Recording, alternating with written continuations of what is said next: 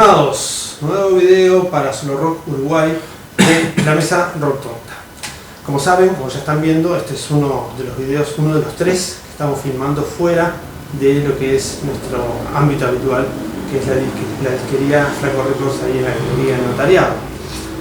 Perdemos el ambiente especial que da la disquería con todo el material que hay disponible ahí, que es una escenografía perfecta para charlar de música. Perdemos la buena onda de José Luis, con toda su disposición para brindarnos el espacio y la amabilidad como siempre. Pero bueno, hoy justo la disquería está cerrada, hoy es octubre, hay un evento de vinilos en el Mercado Ferrando, entonces la disquería está cerrada. Entonces por eso estamos improvisando acá. Son 3 videos, este es uno de ellos. Así que bueno, tenemos... Pero lo bueno que tenemos una mesa que tapa las panzas. Exacto, además, una mesa muy chica, son sillones, entonces estás. es cierto, además realmente es la primera vez que tenemos una mesa en la mesa. Ahí está. No es rock donda, pero es una mesa. Ya vamos a conseguir una rock donda. Y altita. Así que bueno, hoy tenemos acá a Santiago Tabela. Bienvenido, muchas gracias por participar. Muchas gracias por la invitación. Invitado de lujo, ¿no? Exactamente, de primera línea. Ahí está. Y tenemos a Marcelo Sena, por un lado por acá, bienvenido, Muchas gracias. por favor, y a Gonzalo Pedraja, acá también, ambos Acá conocidos del ambiente del programa, radio, música, etc. Así que bueno. Y tenemos un lindo tema para charlar con Santiago de extensa carrera, ¿no? Mayormente con el Cuarteto de Nos, mucho tiempo, pero también con tu carrera solista, ¿no? Sí, es que siempre tuve como momentos en los que yo quería hacer algo, no sé qué, y hasta que finalmente en 2017, ahí sí fue que salió el primer disco entero mío. Yo ya venía tocando y esa vez dije, no, esto viene en serio. Y ahí en 2017 fue que salió el primer disco, y en 2024 fue que dije, no, tengo que dedicarme a esto. Además de otras cosas también, digamos, pero tenía que, era un momento que tenía que comprar tiempo. Ahí está. Sí. A pesar de que vos igual en el cuarteto tenías tu espacio, ¿no? Sí, claro, pero es como que las cosas, uno va agarrando sus caminos. El cuarteto creo que siempre fue una banda de que no tiene dos discos iguales. Entonces a lo largo de la gran parte de la carrera del cuarteto, yo creo que esas mutaciones que íbamos teniendo se llevaban bien, por decirlo de alguna manera, ¿no? Pero en determinado momento es como que yo estaba yendo para un lado, Roberto estaba yendo para otro, y yo digo, no, yo tengo que agarrar y focalizarme en el lado que yo estoy yendo, que no sé si tiene mucho que ver con lo que es el cuarteto hoy en día. Hay alguna gente que me dice, sí, eso me hace acordar el cuarteto de los 90 o de los 80 o cosas así. Algo de eso debe haber. También hay otras cosas, hay otro montón de cosas que se fueron dando en estos últimos años de aprendizaje de cosas con gente que para mí fue muy importante y que me llevaron a desarrollar muchas cosas que, nada, cuando vos empezás a incorporar cosas y decís, bueno, yo tengo que hacer algo con todo esto. Claro, ¿no? claro. Sí, pero ya estaba presente, es mi apreciación personal, ¿no? Que yo seguí el cuarteto desde el principio prácticamente, por la edad, digamos, ¿no? Y que uno podía percibir perfectamente, aunque cantabas vos, ¿no? Algunas canciones tuyas, cuáles eran de tu autoría, más allá de las cantaras o no, y cuáles eran de Sí. Entonces algo había ahí ya que como para querer explotar en algún momento, ¿no? En aquel momento además estaba Ricky también, que Claro. otra pata que era también era lo un suyo. caso bastante parecido, Claro. totalmente diferente. Sí. Así que bueno, pero tanto con el cuarteto como con tu carrera solista ahora, el tema que nos convoca está muy calificado para poder opinar en primera línea, ¿no? Es cuánto importa la puesta en escena en un show en vivo. El cuarteto, desde aquellas épocas de la década del 80, donde preparaban todos los shows integrales a los teatros, estaba todo estudiado, ¿no? Hasta los chistes. Sí. Yo Es decir, obviamente cualquiera se puede dar cuenta de que siempre me interesó la cuestión de la puesta en escena, en parte porque tenía no solo formación musical, sino que también otra de las formaciones que tuve fue en pintura, en arquitectura. Entonces yo decía, pucha, no, acá estamos en un espacio, 4 tipos arriba de un escenario, poniendo el cuerpo. Hay muchas cosas que tienen que ver justamente con la apuesta, cosas visuales que con el cuarteto siempre manejamos mucho a nivel de vestuario, a nivel de escenografía. Yo me acuerdo un hito muy importante que fue en el 89, pero no era la primera vez que hacíamos esas cosas, que fue un show, un ciclo que hicimos en el Teatro del Notariado, que ahí había toda una escenografía armada por Fernando López Laje, que es un artista, amigo, es el cuñado de Ricky,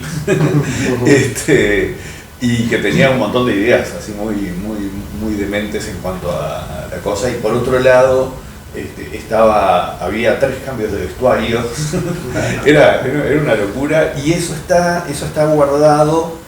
Eso lo pueden ver en el video de No me rompas más los cocos, que te muestra varias escenas de esa puesta en escena. Incluso la canción esa tiene una parte en el medio donde se corta todo y aparecen unos violines de teclado, digamos, que tocó Andrés Bedó, que estaba buenísimo. Y en esa parte, en el video, se muestra la cerrada de telón y el desarme de la cosa y todos corriendo de un lado para otro. Es un video que quedó realmente fantástico, que me acuerdo que lo había hecho alguien que había hecho muchos videos en esa época, que ahora se me fue el nombre, y que me lo encontré una vez, porque era dueño de un garage donde yo dejaba el auto. Normalmente él no estaba ahí, no estaba cerca de casa, y como se dice, me dice, ¿te acordás que no sé qué, que hicimos Sonino, Julio Sonino? ¿Te acordás que hicimos el video? Mirá, claro, sí, una cosa. Y te diría que siempre, digamos, desde que yo empecé a hacer estas cosas solo, ya habían otras cosas, otras tecnologías que con el cuarteto las habíamos usado, como el video y cosas así. Y yo dije, sí, no, está bueno tener una contraparte de video, y yo en un principio armaba un video para cada canción. A partir de 2014 empecé a trabajar con KB Trust, con Virginia Arigón, que es una de las DJs más interesantes que hay acá en la vuelta, que aparte tiene mucho sentido musical, está muy bueno lo que hace. Y entonces yo le tiraba ideas, le pasaba videos de cosas, le pasaba links de YouTube y le decía, bueno, te doy chiches para que juegues, ¿no? Y vas a hacer lo que quieras. Inventamos. Y que es una manera que a mí me parece que está muy buena, porque y yo creo que es lo que estoy buscando, el disco que salió a fin del 2025, yo creo que en ese disco se condensan un montón de búsquedas que yo venía haciendo desde que empecé a grabar mi primer disco solo, pero que acá se terminan de concretar bien, y que tienen que ver con una cuestión, digamos, muy integral, que lo van a ver en los videos, lo pueden ver en los videos que hicimos, en la puesta de los shows, y que no solo va en esa cuestión de tener un correlato visual, de poner pedazos de películas y cosas así.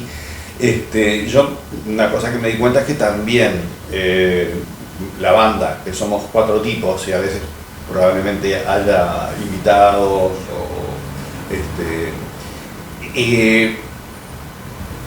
vos estás poniendo el cuerpo.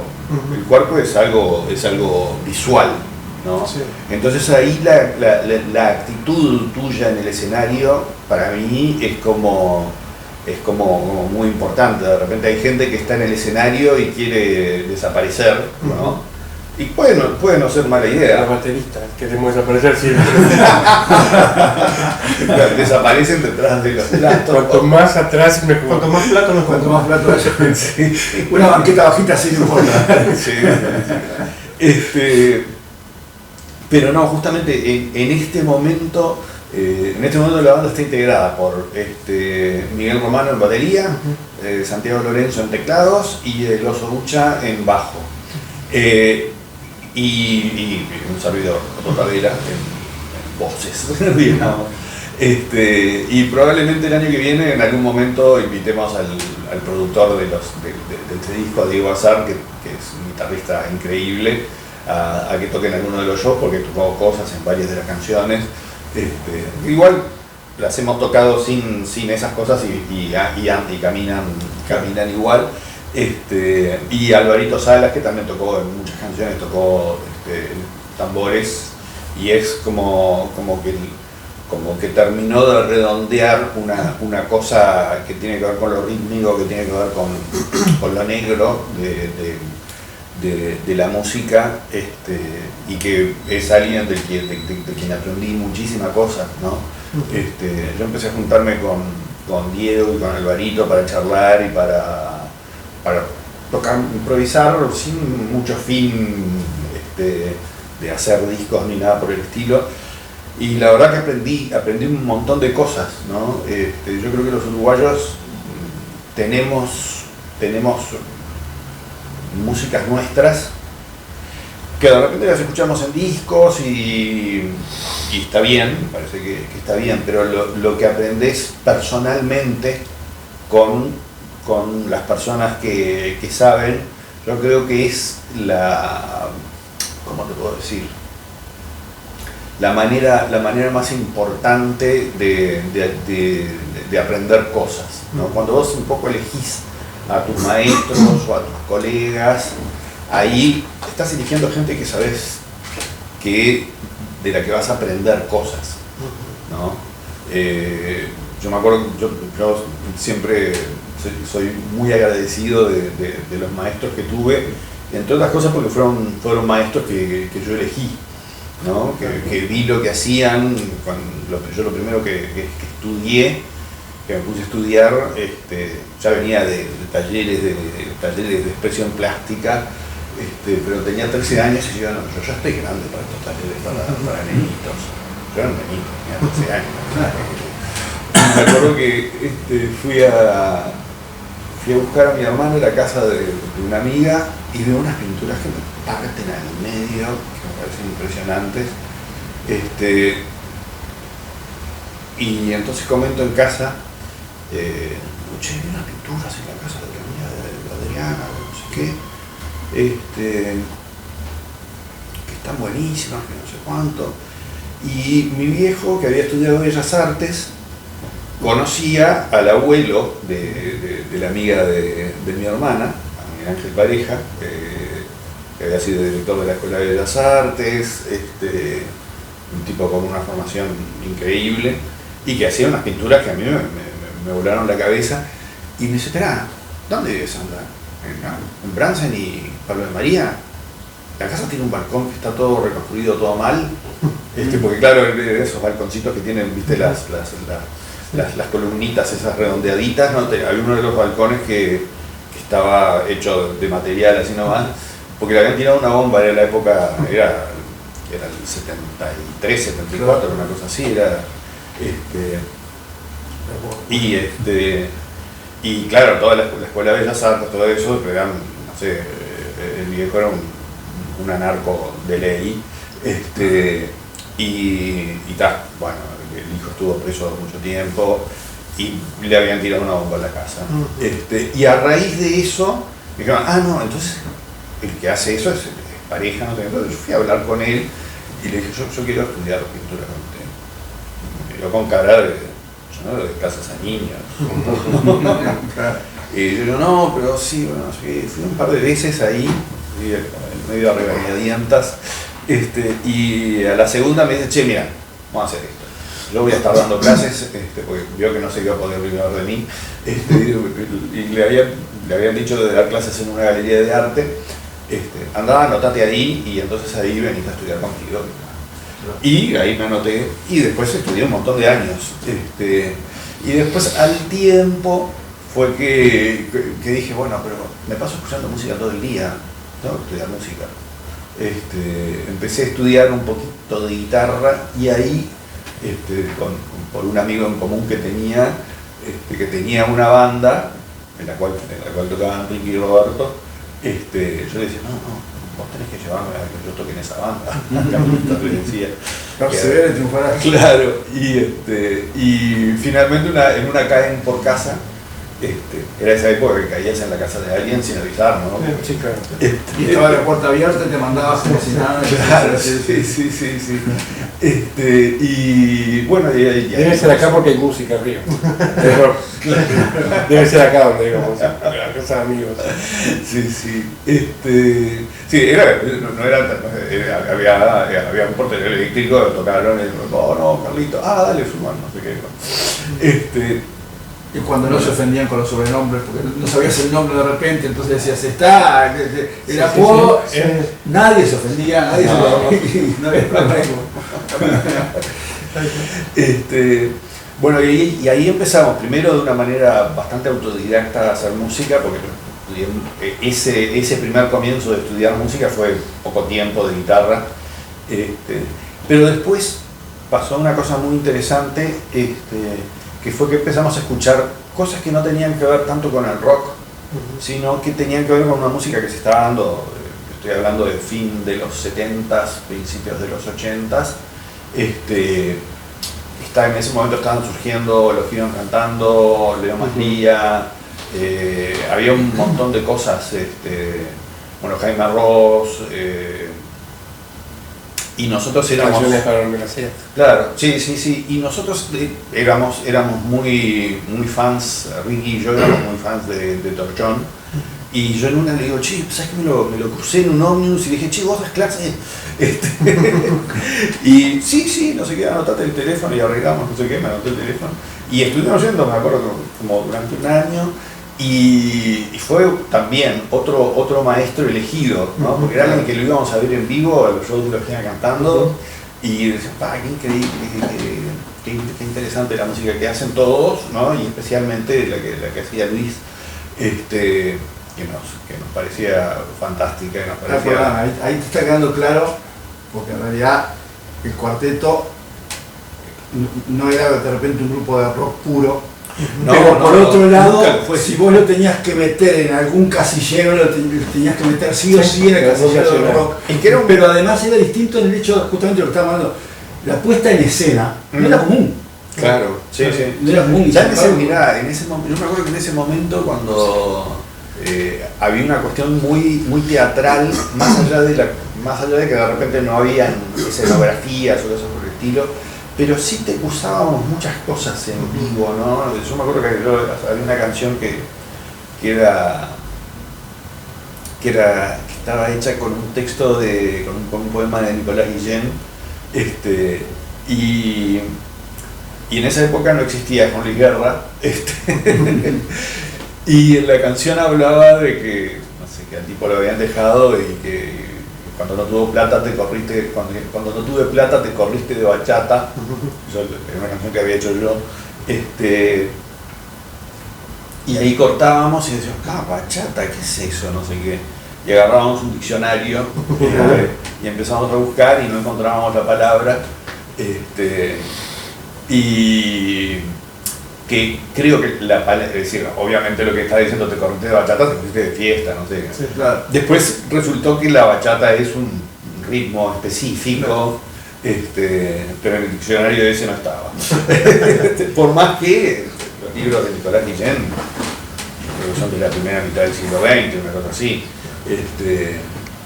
Y bueno, nada, ya estaba toda esa idea. Y yo me acuerdo que también por esa época, no me acuerdo que si ya habíamos grabado el primer disco o no, ¿El de Yo mitades? sí, el de mitades con Mandrake. Hace un tiempito yo encontré una nota que había escrito En Fernando Ayuí tenía Cabrera. también ahí a Ubal, también un gran... Ah, claro, sí. Una música.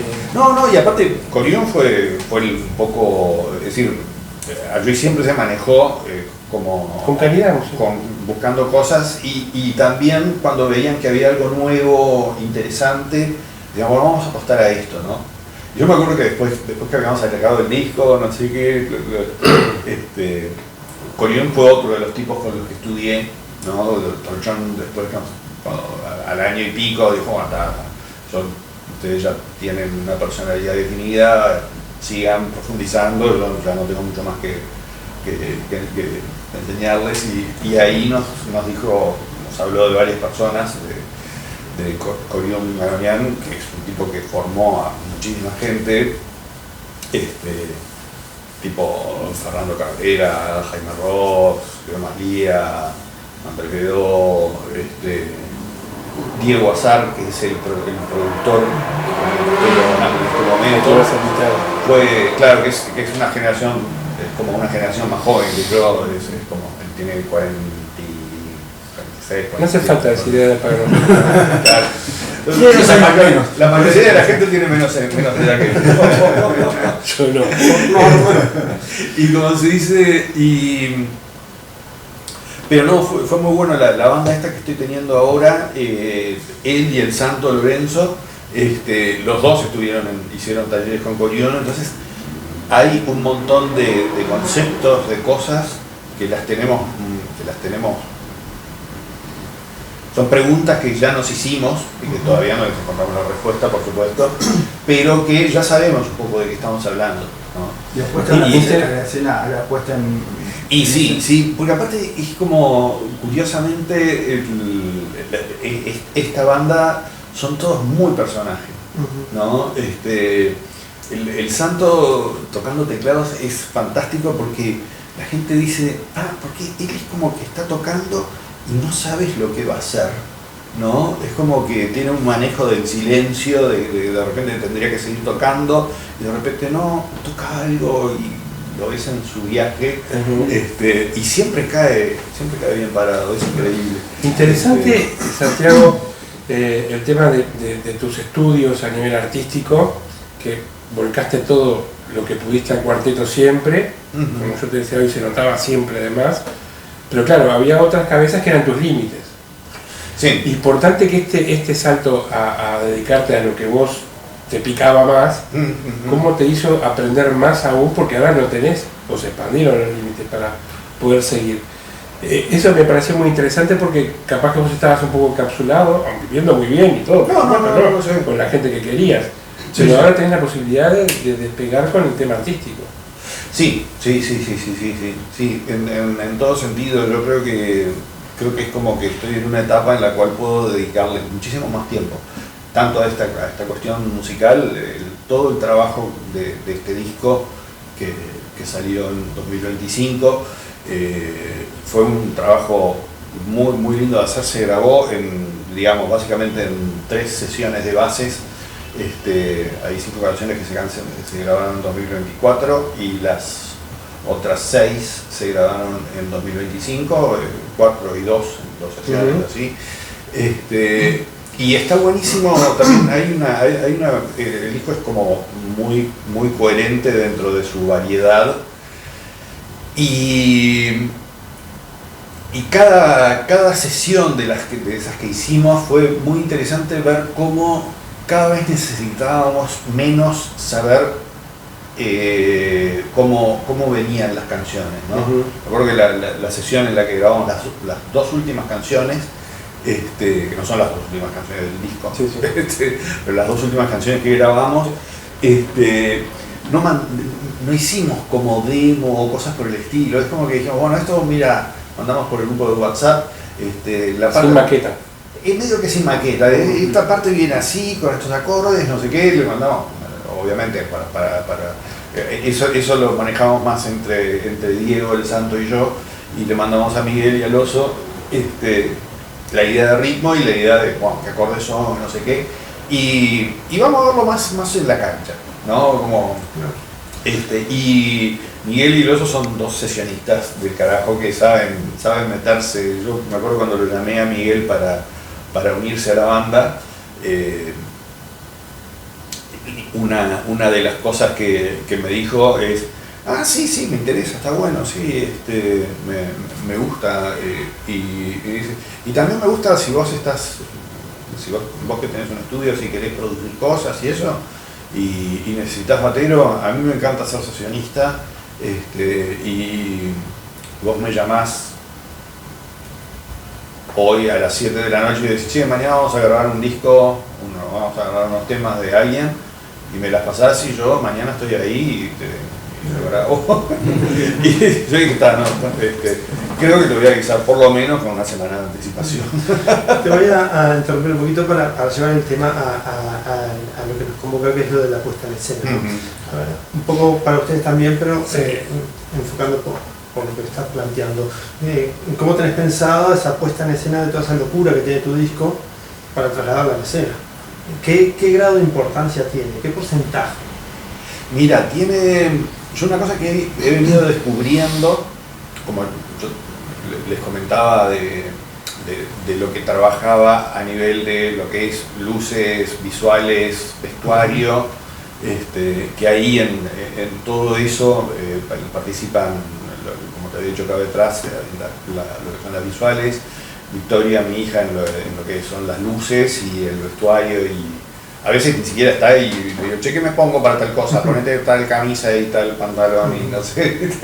Sí, porque acá eso forma parte de lo que es la escena, el vestuario, que no es muy habitual acá. Yo me acuerdo un recital que habíamos hecho en el Teatro Circular, ponele en 1983. Después que terminamos el recital, nos fuimos al bar de la esquina con Corium, y le decimos: che, ¿qué te pareció? No sé qué. Y nos dice: no, ustedes no se pueden vestir así. Vos estabas con tal cosa y vos estabas con tal otra.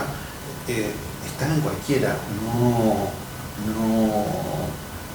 no hay armonía, no hay... Claro, era como que cada uno estaba en la suya y... como salido de trabajar. ¿Sí? Claro, y entonces ahí fue que empezó a picar el bichito de cómo nos presentábamos, no sé qué, y que terminó, yo calculo que debe haber sido en el 86, una cosa así, con lo de las viejas. Yo me acuerdo que en el 85, que fue la presentación del disco ese que había salido en el 84, ya habíamos hecho una cosa en el Teatro del Galpón, que era hacer una especie de telón que iba colgado a esta altura, no para taparnos la panza, porque en esa época éramos flacos, todos, y como se dice, como era una piola con unos papeles colgando, y en determinado momento esa piola caía y nosotros, que estábamos vestidos así de camisita, de cosas, nada muy bien, y teníamos abajo medias cancán. Y no sé si teníamos unos tutús o algo por el una estilo. pollera de vieja, una cosa... No, después aparecieron las viejas, ¿no? Porque después estuvimos un tiempo... ¿Cómo se llamaba ese teatro que estaba? Yo tengo ahora un bache. Ahí en el Cordón. El Tinglado. Creo que sí, que ahí... En Colonia y... Ahí va. Claro. Ustedes ahí con las viejas fueron impresionantes. Claro. Nos sorprendieron a todos. Sí. Me acuerdo del fondo también, todo como un mapa. Estaba en la ciudad del Tajo, los Redrón, Claro. Realmente era impresionante. No, ahí porque aparte La sorprendía. vieja fue el tema del Fue descollante. Claro, sí. Sí. Salía de lo Y de común. cultura me acuerdo, de las medias también me acuerdo. Claro. Que yo no trataba de confundirme con nadie. No, y como que durante un tiempo estuvimos cada show era un vestuario nuevo. Incluso lo que yo les estaba comentando, que la otra vez había visto una reseña que había hecho, una crítica que había hecho Fernando Cabrera en Jaque, de un show mío del 83 o 84, una cosa así, y que yo me acuerdo que también a nivel de puesta en escena, era yo solo con la guitarrita, yo había armado toda había armado una especie de telaraña, entonces como que unas canciones las cantaba atrás de la telaraña y tenía colgadas las letras en distintos lugares, porque me las acordaba, pero bueno, era toda una cosa, y después pasaba a cantar algunas canciones adelante, y me acuerdo que, no sé, fue muy divertido de armar, y aparte está bueno que haya quedado registrado que yo ya en esa época ya estaba haciendo cosas y por ahí como Fernando, que no sé qué tipo,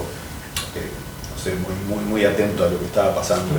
Tengo interés en una cosa, Santiago, porque creo que voy a aprender mucho de esto, porque vos ya desde hace mucho tiempo, desde que estabas en el cuarteto, desde que estabas allá, siempre está la parte artística, nos has contado todo hasta ahora, o gran parte, y también tuviste eso de un grupo masivo con tecnología visual, con el cuarteto. Entonces, quiero saber cómo haces para manejar una y otra, porque parece que a veces una tapar a la otra, porque yo lo veo que de repente ves un show espectacular y de arte no hay nada atrás. Bueno, no. Sí, ¿Cómo haces para contar con toda esa tecnología yo creo que y mantener el arte arriba? Yo creo que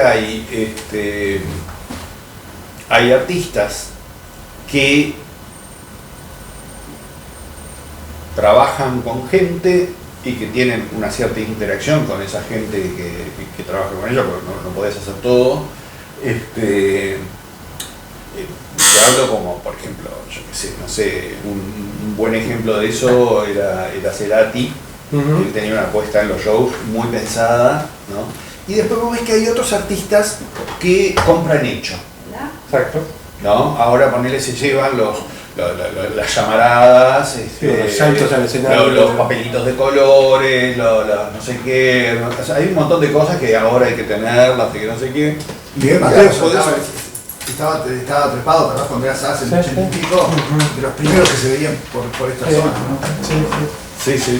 Pero me preocupa porque cualquier reggaetonero hoy tiene un espectáculo tremendo. La tecnología está al alcance de todos, tiene sus costos, ¿no? Pero lo ves en shows de montones de cosas, y hay shows que vos decís, qué bien armado que está esto, ¿no? Qué buena apuesta, independientemente de la música. Y por otro lado hay otro show que decís, mirá, alquiló todo lo que había que alquilar.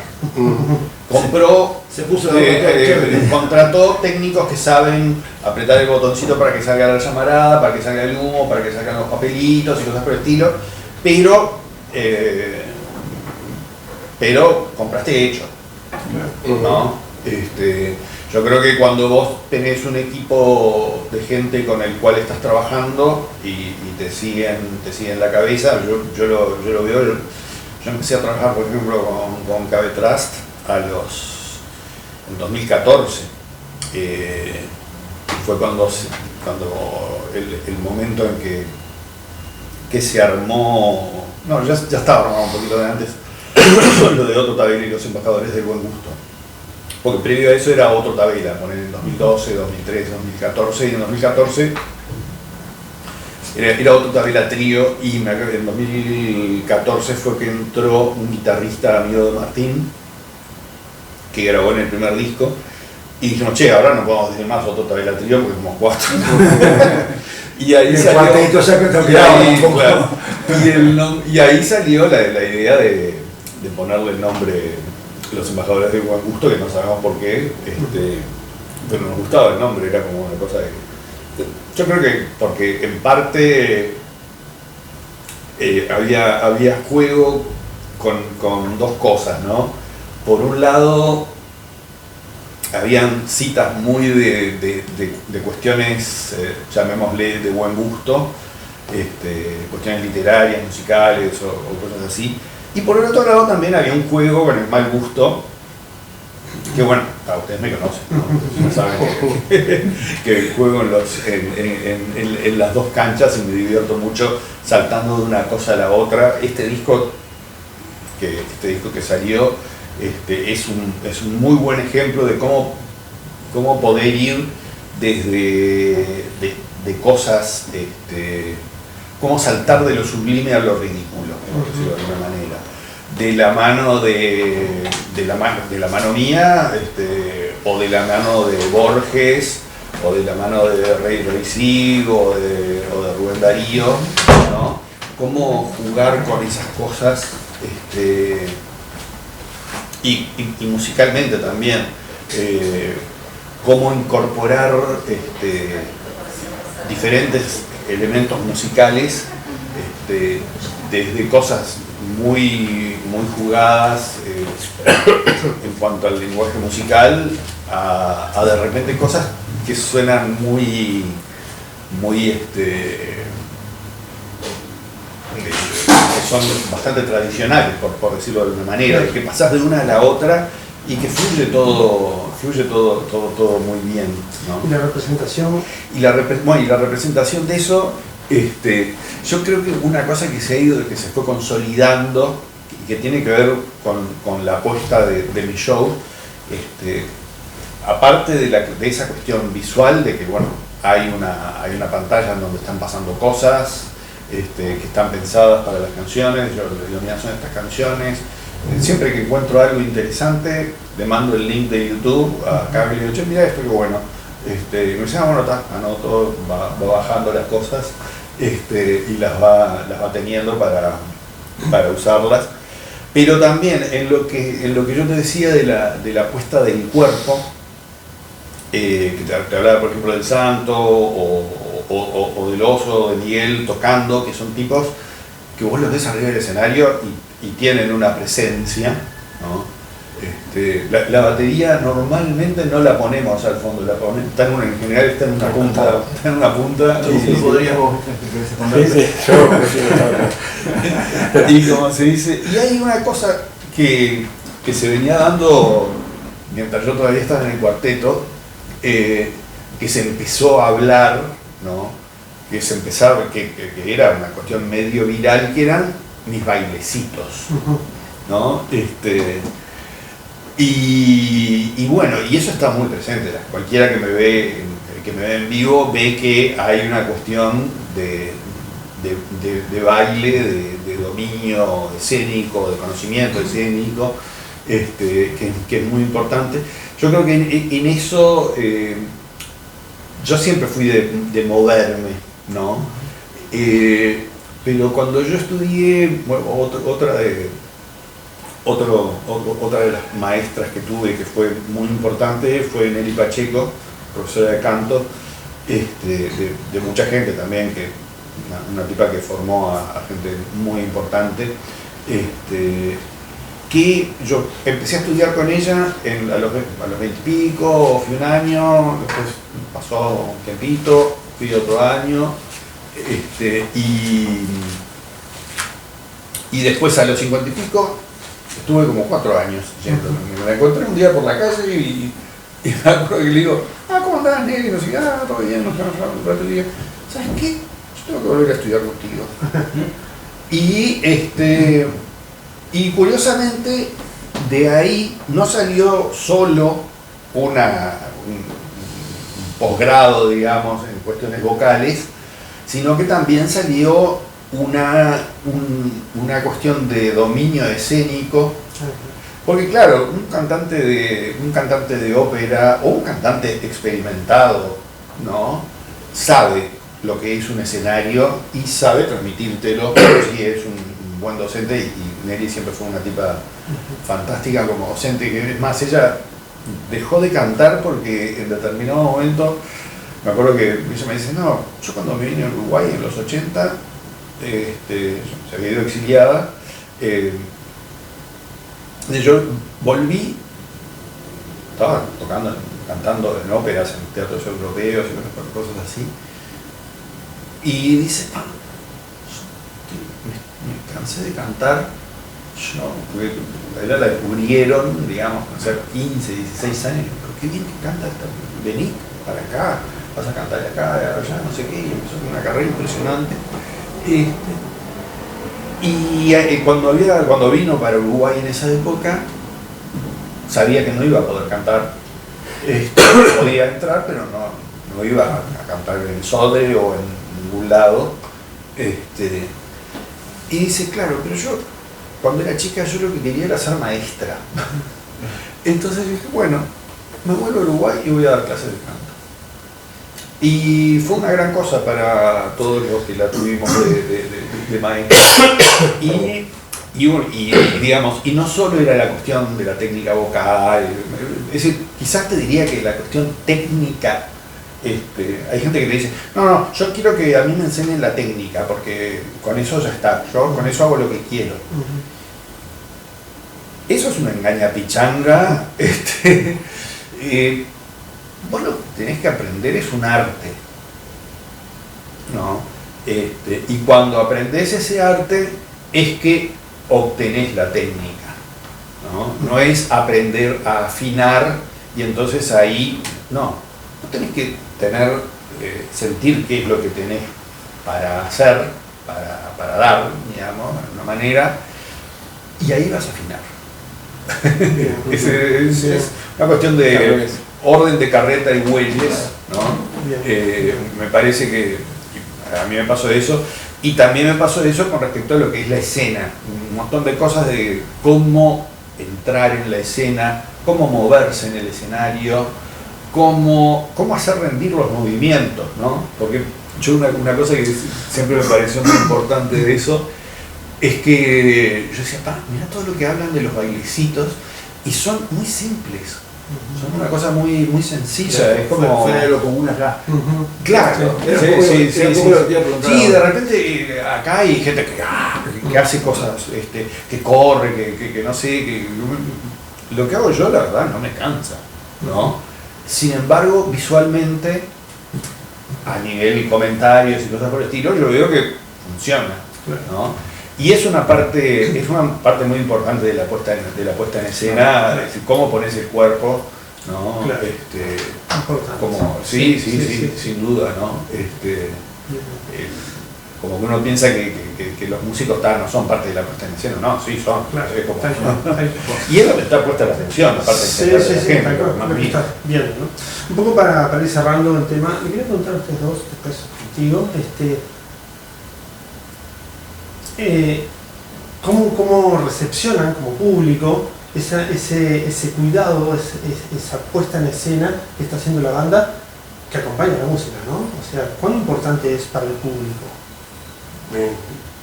Yo pienso que primero el interés mío que le comentaba a Santiago, que es separar un poco lo tecnológico de lo artístico. Y dentro, o sea, estoy casi refiriéndome de alguna forma con licencias a la escena televisiva de Papo con Villero. Estoy mirando eso en mi cabeza también. Que una cosa es el arte puro y otra cosa es lo externo para mí, que no suma, para mí no suma. Está bueno verlo, porque me gusta ver también un espectáculo de boxeo también con todo eso. Pero lo que me importa es lo que está dentro. Y si uno ve en artistas como Santiago, que es integral, porque hasta las invitaciones que haces tienen la misma creatividad, tienen el mismo perfil y son coherentes con lo que uno puede ver o uno puede escuchar, está buenísimo. Eso es lo que yo valoro realmente, cuando hay una integralidad, no que son cosas emparchadas. No, claro, es lo que yo te decía, o bien hay una cabeza detrás de la cosa, o bien hay alguien que tiene un manager que compra hecho. Claro. Pero más allá, dentro de lo artístico, puede ser artístico y muy buen artista, pero si hay una integralidad, si hay un concepto, está bueno. A ver, anda el primer disco del cuarteto, Soy una abeja, ya era un disco, hasta en la tapa, ya era un disco diferente a todos los demás. No digo que fuera ni mejor ni peor, distinto. Vos, la contratapa con la ciudad del Tajo, con el mapa, era, o sea, vos veías eso y lo comparabas de repente con los dibujos de Wambia de aquella época, cuando te hacían todos los mapitas y los dibujos. Era totalmente diferente. Los demás discos, reitero, no estoy hablando del tema musical, porque era diferente. Los demás discos eran la foto del grupo o alguna foto puntual que marcara algo del grupo, pero esto salía diferente. No estaba el grupo en la tapa, hay un bebé y atrás era un dibujo una foto que te llevaba a mirarlo no sé una vez, te llevaba a intentar aprenderte cada lugar y si podías llegar a dibujarlo. Era, o sea, ya desde ahí el cuarteto era diferente. Por eso cuando se planteó el tema, la verdad que decíamos, bueno, sería ideal Santiago justamente porque engloba todo. O sea, en aquella época, yo creo que pasa hasta el día de hoy con la gran mayoría de los grupos uruguayos, el centro es la música. No digo que el cuarteto fuera el centro, la teatralidad, la puesta en escena, era todo uno. Capaz que Tabaré Rivero era más teatralidad que todo lo demás, era diferente. Sí. Pero el cuarteto era todo uno, o sea, era todo un espectáculo, que hoy acá vos lo podés ver, o durante muchos años se vio también en los grupos de carnaval, que vos veías toda una puesta en escena alrededor de la música. Estábamos acostumbrados siempre acá con nuestra día de hoy pasa, porque vos ves a Buitres incluso, que es capaz que es el más masivo, y es un show con los músicos arriba del escenario y poquita cosa más. No digo que esté mal, es lo que cada uno ofrece. Sí, sí, sí. Me parece un poco lo que quería plantear a él, que hoy por hoy, a nivel mundial más que nada, es cada vez más lo que se está ofreciendo visual que musical. Sí. ¿No? Sí. Bueno, yo, disculpa Santiago, para cerrar, porque lo que planteó es para donde yo quería cerrar, que vos cerrás con tu opinión también, ¿no? Pensando en otro también, el embajador del buen gusto, que va a ser crudo y demasiado obvio. 50% música y 50% la puesta en escena, un show en vivo. Para empezar, las canciones son 50% música, 50% letra. Claro, por eso hablé la canción en su totalidad. La canción. Y después, lo visual en un espectáculo, en la música a lo largo de toda la historia de la humanidad fue hecha en vivo por gente que estaba vestida de determinada manera, que hacía una determinada coreografía, que lo hacían en determinado espacio. Entonces, ahí siempre hubo una apuesta, ¿no? Incluso ya entrados en la modernidad, por un lado empieza a surgir el concepto de la música pura y cosas así, pero en medio del siglo XIX, de repente vos tenés a Wagner, que él agarra y dice, no, verá, yo quiero hacer unas óperas que sean mucho más grandes y no sé qué, y yo tengo que hacer un teatro para meter la orquesta que yo quiero, los cuerpos de esa orquesta que tenían su tamaño, no quiero 90 músicos, quiero 140, no me acuerdo cuánto sea, 140 ponele, entonces tengo que hacer un teatro que tenga un foso más grande, y manda a hacerse el teatro, y se hace el teatro, y es una cosa totalmente integral, ¿no? O sea que esa integración es algo que siempre estuvo presente, desde los ritos de las tribus mal llamadas primitivas, pasando por, yo qué sé, una misa, un requiem, lo que sea, pasando por las óperas, pasando por el rock. Yo pienso que digamos, lo que se daba en Estados Unidos, cómo tocaban la música los negros, lo toma de repente Elvis y agarra y dice, bueno, yo me voy a mover como, voy a hacer un bailecito, ¿no? Que tenga que ver con esto, y como soy blanquito, me van a escuchar y les va a gustar, ¿no? Y toda la cosa viene como muy de la mano en general. En general es como que hay una permeabilidad entre las cosas, y yo creo que las mejores cosas se dan cuando la cosa está bien conjugada, ¿no? Cuando es un amontonamiento de hits con fuegos artificiales y humo y papelitos y cosas puestas sin mucho criterio, y las canciones, vos decís, la canción está pegando ahora, pero dentro de no sé cuánto no vas a ver, ¿no? Las hago yo. Hay canciones que te las hago yo. Sí, claro. Aunque, por otro lado, después, no sé, yo qué sé, bravo. Yo creo que todo el mundo, dentro del mundo del rock, de repente te hablan, te dicen de que nada, el reggaetón está todo mal, no sé qué, y yo veo que hay canciones, yo que sé, de Daddy Yankee o cosas por el estilo, que viven y luchan hoy en día, que las largaron en 2024 y que las siguen pasando y que la gente sigue, algo tiene el señor, ¿no? A ella le sigue gustando la gasolina y la siguen poniendo un jockey y la gente va a perrear. Claro. O sea que yo siempre no soy, nunca fui fundamentalista del rock ni nada por el estilo. Y siempre le presté atención a esas cosas que yo decía, mira que esto le interesa a mucha gente, ¿no? Esto hay que escucharlo bien, hay que ver qué es lo que nos interesa, qué es lo que no nos interesa, no sé qué, pasarlo por el filtro de uno, no sé, y hacerlo. Y capaz que lo que haces no le interesa a nadie. Claro, pero bueno, puede pasar. Así que bueno, precioso el manejo del tema, me encantó. Muchas gracias a todos. No había dudas que era el invitado ideal. Sí, esto incluso para mucho más, ¿no? Con la experiencia acá de Santiago, no sé cuánto llevamos de grabación, pero seguramente doblamos el tiempo. Sí. Pero bueno, igual nos llevamos una muy buena impresión del tratamiento del tema, así que muchas gracias. Gracias por participar. Gracias a ustedes. Bueno, ya saben, vamos a estar con más videos, con más mesas rock de podcast. Así que estén atentos.